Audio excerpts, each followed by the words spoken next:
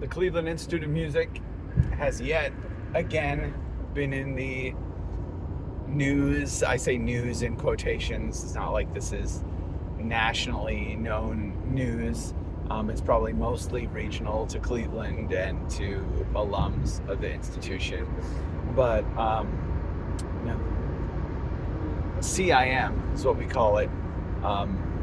They had been in the news like a year ago for letting go a lot of really esteemed faculty.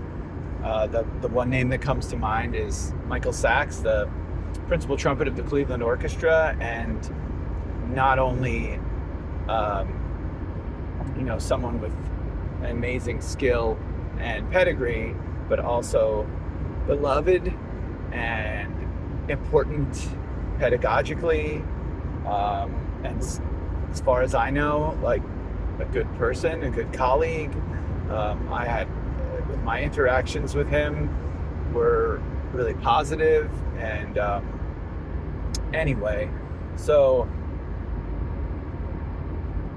I don't know that there were any clear answers at the time as to why they had made these sweeping institutional changes. Certainly, I'm sure money concerns, restructuring budgets, dealing with, I don't know. It's a private institution, so I don't know to what extent public funding changes in public funding for the arts or anything had anything to do with the changes that came down the pike.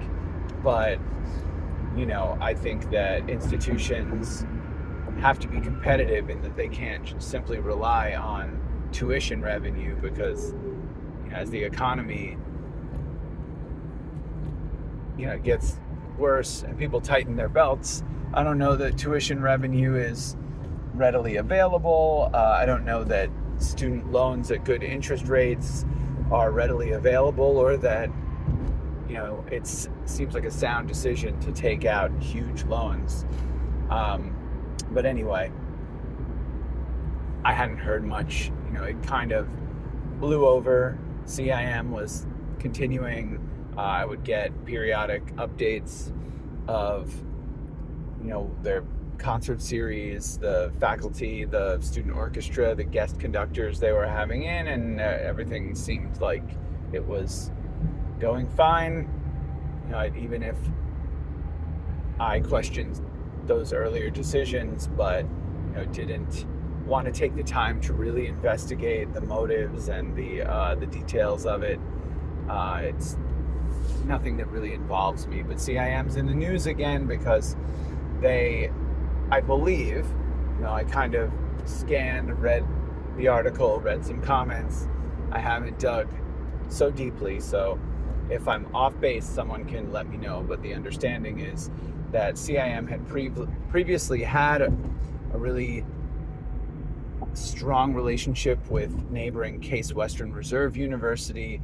There was kind of a tuition reciprocity agreement, and I know certainly I benefited from that agreement in a number of ways when I was a student, and to my knowledge, those ties have now been cut to where effectively it seems like everything at CIM is going to be in-house. There's going to be no presumed relationship with Case Western, any of the professors, any of the courses in any way.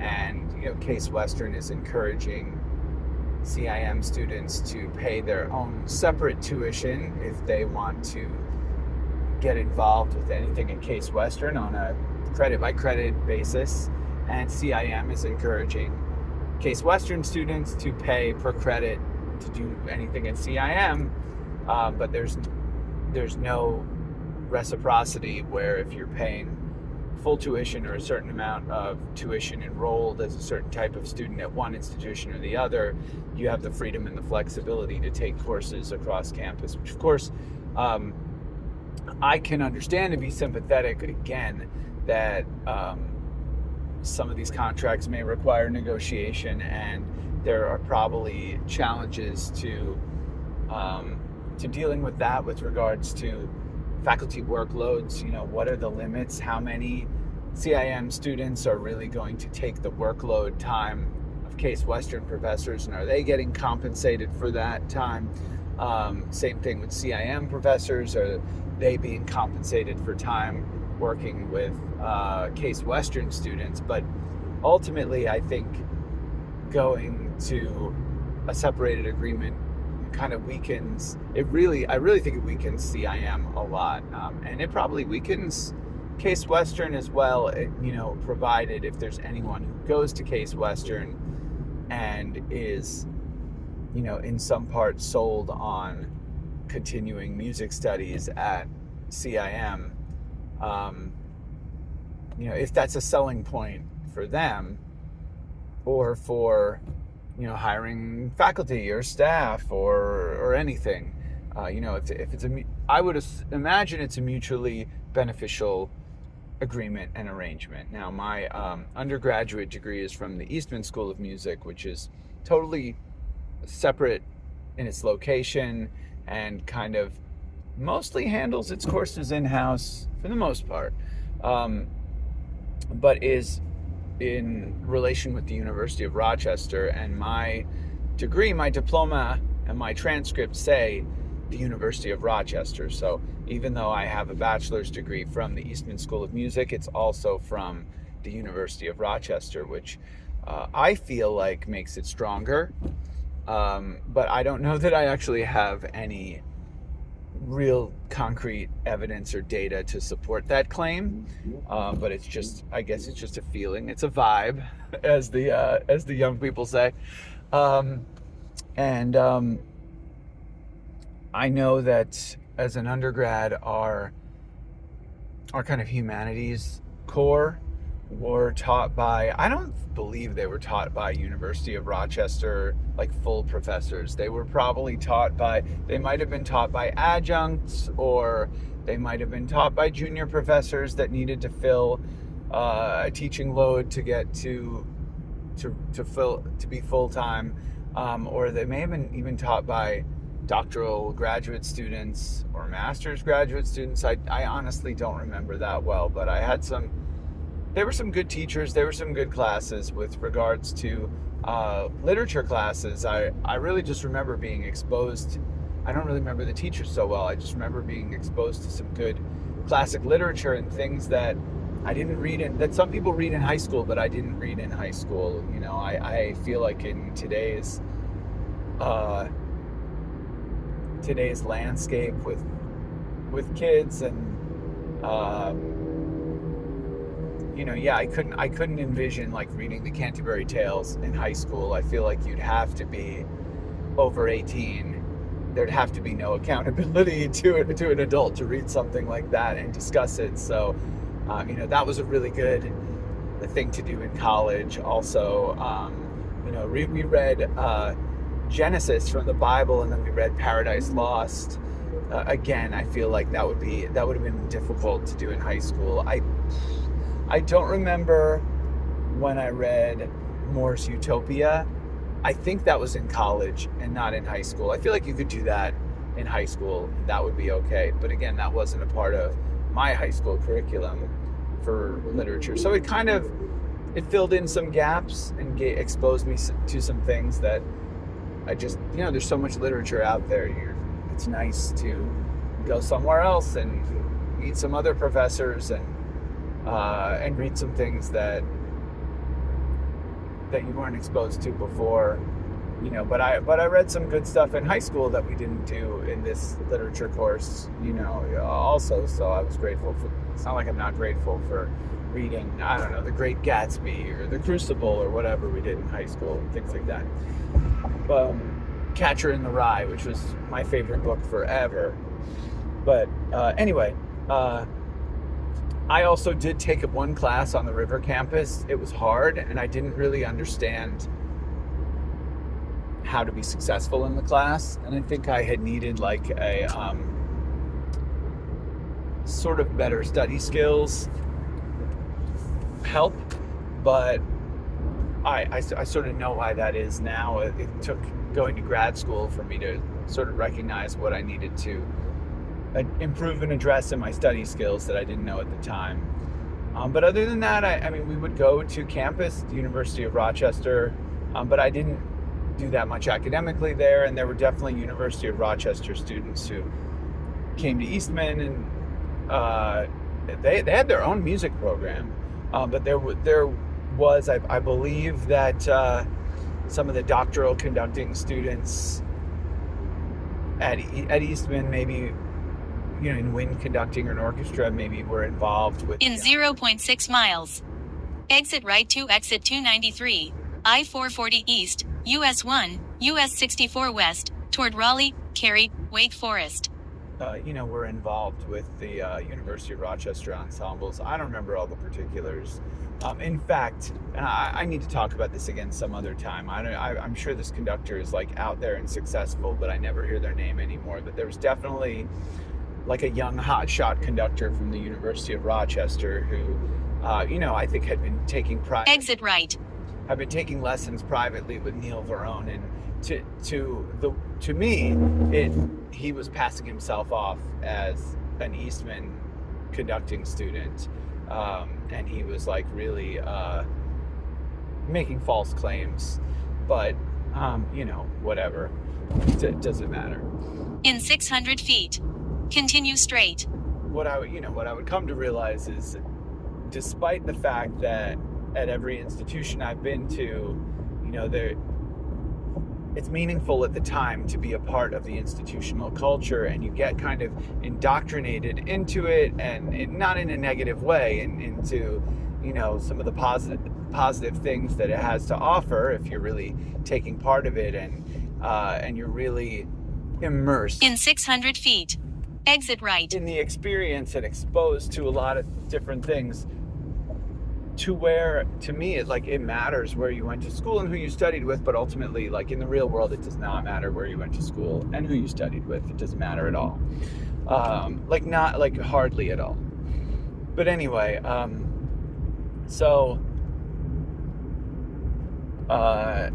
that was Eastman and the University of Rochester. And when I stopped to think about it, even my master's at Kent State University, even though, it was just Kent, the main campus, it had a separate music school, but it wasn't like a separate institution. It was just the building and a separate college. But it's the same kind of deal, It's not like I took any or many courses outside of that music building, outside of music faculty. Most of the people in the building and that we dealt with continue straight in the ensembles and everything were music students, a lot of music education there, or perhaps music therapy, but certainly they weren't excluding Kent. Use the left 2 lanes to continue straight. From other majors who wanted to come, could be involved. I don't see how it's not so dissimilar from how any other college would handle it. So to me, these kinds of agreements that Eastman... Car on shoulder reported ahead. That Eastman has and that CIM had, just make them competitive with the larger... Well, Kent isn't a large research institution, but it's a regional school that is a smaller state school that's kind of, subordinate to the larger region. So if University of Ohio... No, not University of Ohio. If Ohio State University or Cleveland, not really Cleveland State, Ohio State, or I don't know what other big schools, the biggest state schools in Ohio. If those are the, kind of large tier research institutions, then the regional schools, University of Akron, Kent, things like that are, maybe a lower tier. I don't know, the R1, R2. I hear people talking about that. I don't even really know what that means. But, but it's the same idea, I think, at its core. You're just kind of sprawling to reach a broader populace and give more accessibility, create more opportunity.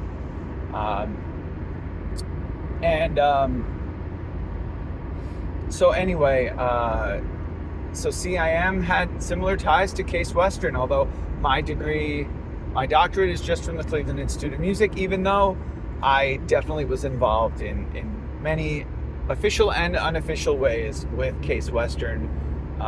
My degree does not say Case Western. I do not have on my my transcript does not say Case Western. I don't put on my my resume or my CV that I studied at Case Western. I'm not sure that too many people outside of the Northeast or the Midwest or whatever even know what Case Western is. Anyway, so whatever, it doesn't really matter now that I'm in North Carolina. I think you ask a random person if they know about Case Western Reserve University, and I think if they had no specific experience with it, they wouldn't know what that is. So what does any of this matter? But I remember really all of my musicology was done over there, for both better and for worse. None of my music theory was done over there, for both better and for worse.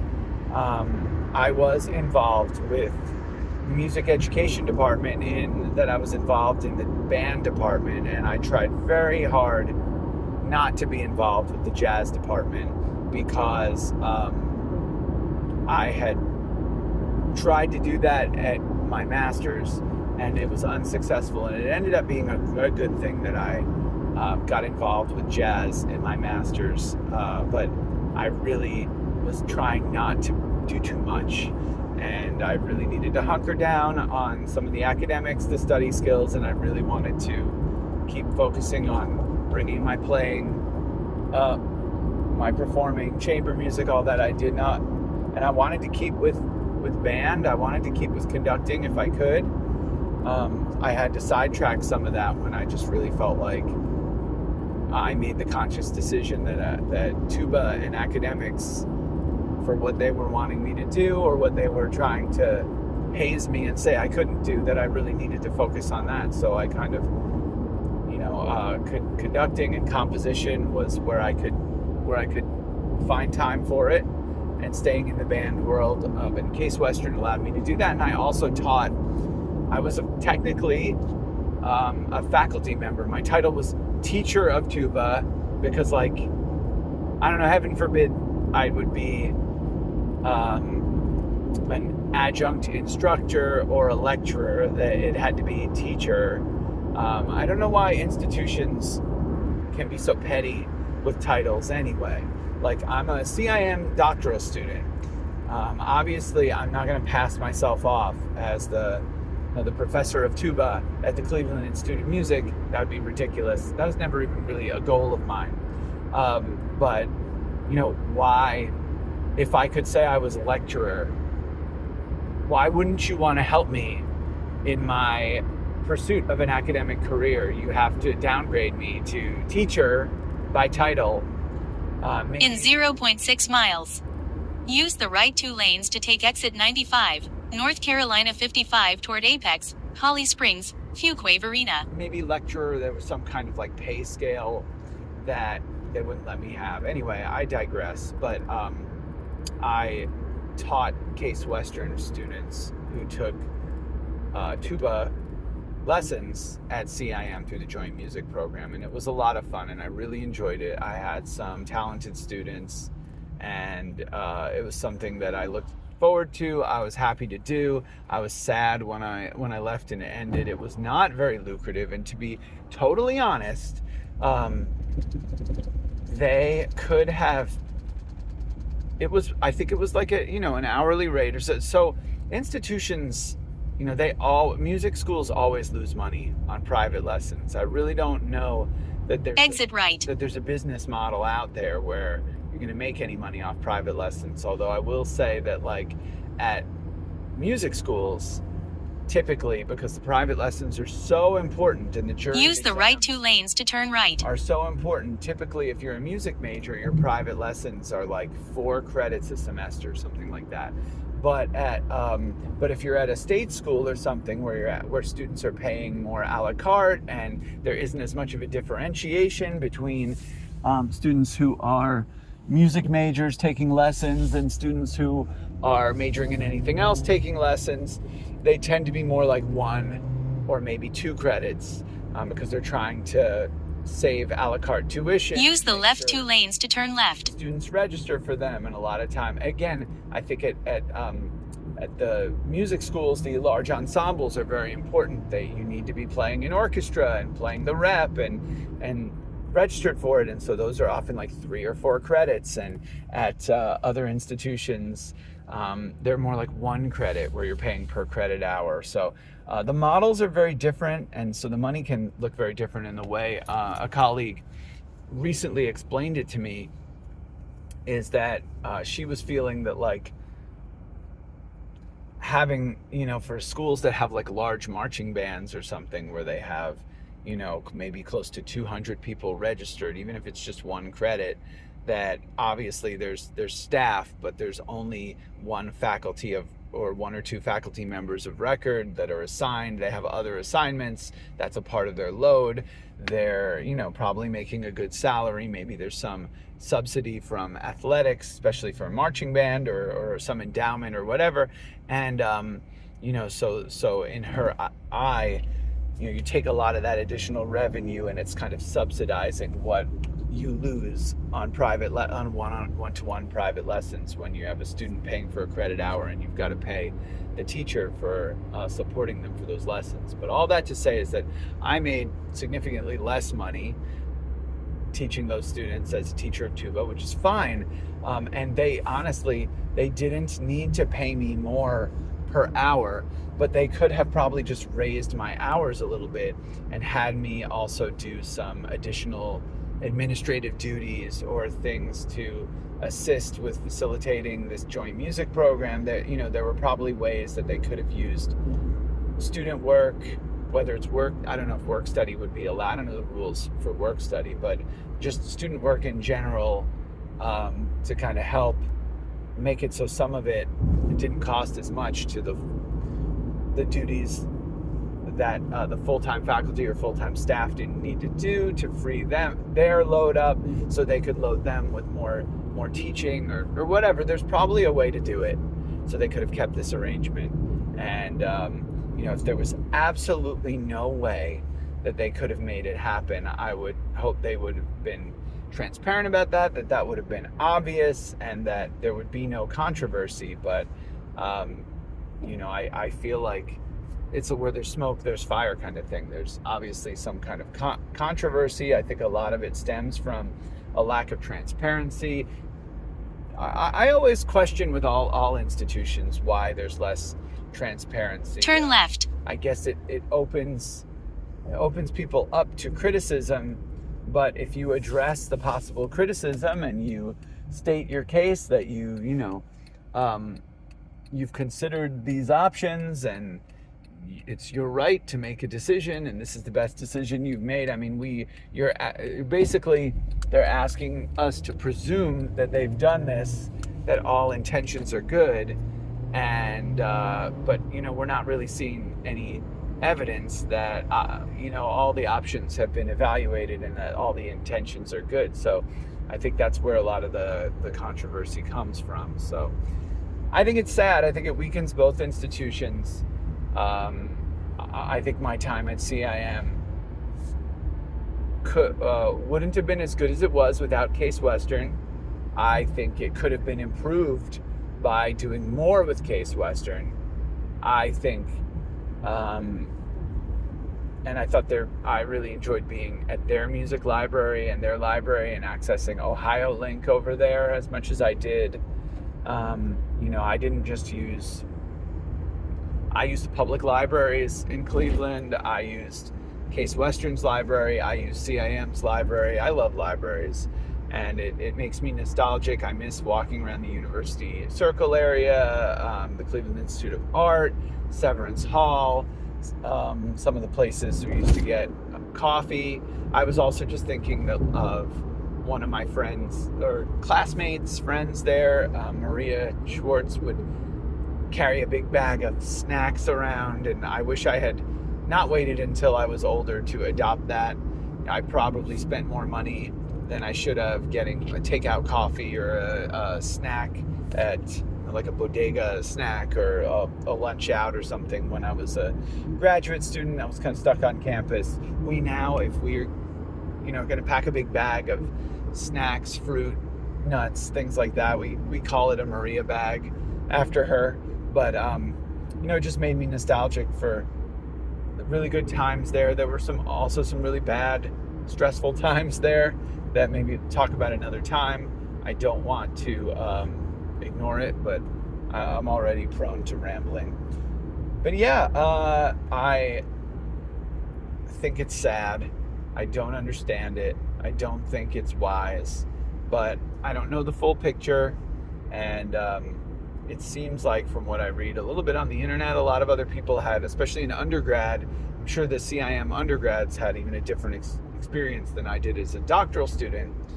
And, I certainly think I had a different experience as an Eastman undergrad than the doctoral students there had. And so anyway, it's all just, I hope they can survive. I hope they're thinking long-term strategically, and they're not just on, I forget what I heard someone say this in relation to, but I hope they're not just on palliative care.